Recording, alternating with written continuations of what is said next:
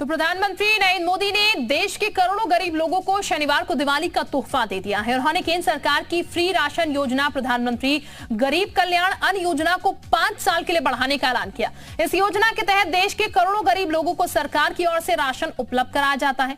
योजना के विस्तार का ऐलान चुनावी मौसम में किया गया, लिहाजा इसको लेकर सियासत भी शुरू हो चुकी है।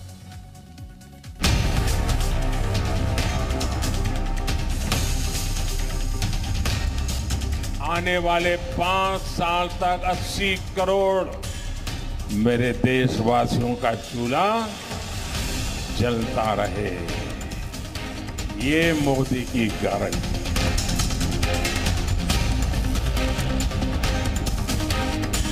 प्रधानमंत्री नरेंद्र मोदी ने ऐलान किया कि कोरोना महामारी के समय शुरू की गई प्रधानमंत्री गरीब कल्याण अन्न योजना को अगले 5 साल के लिए बढ़ाया जाएगा।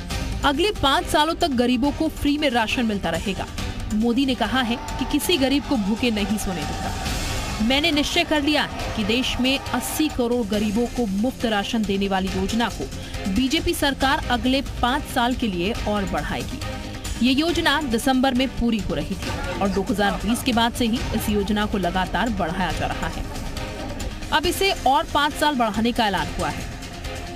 5 राज्यों के चुनाव के बीच इस ऐलान से बीजेपी को क्या इसका चुनावी फायदा मिल सकता है?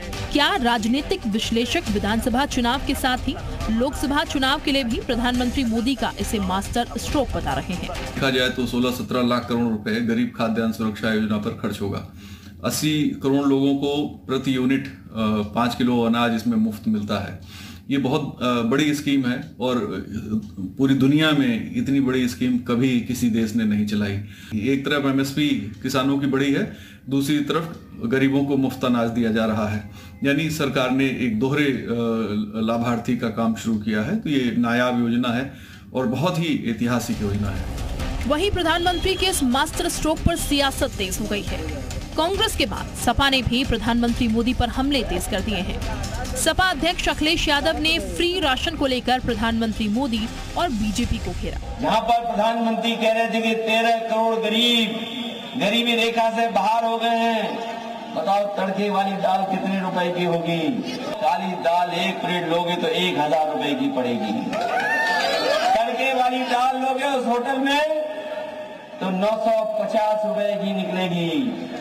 और जो गेहूं की रोटी आप ढाबे पे मामूली पैसे में खरीद लेते हो, ले लेते हो, पेट भर जाता है, तो वहाँ 400 रुपए की एक रोटी मिलेगी। बताओ। और फिर क्या कहते हैं कि जो हम लोग खाना बांट रहे हैं, जो हम स्कीम में गरीबों को बांट रहे हैं, वो बांटते रहेंगे अगले 5 साल। तो बताओ उनको 13 करोड़ वाली बात मान लें या वो राशन दे रहे वो वाली बात मान लें। दरअसल बिहार और यूपी विधानसभा चुनाव में फ्री राशन योजना ने बीजेपी को फायदा पहुंचाया और अब 2024 को लेकर जहां विपक्ष जातीय जनगणना का राग अलाप रहा है, तो ऐसे समय में प्रधानमंत्री मोदी ने फिर से मास्टर स्ट्रोक का दांव खेलकर विपक्ष की रणनीति की धार को कुंद करने की कोशिश की है।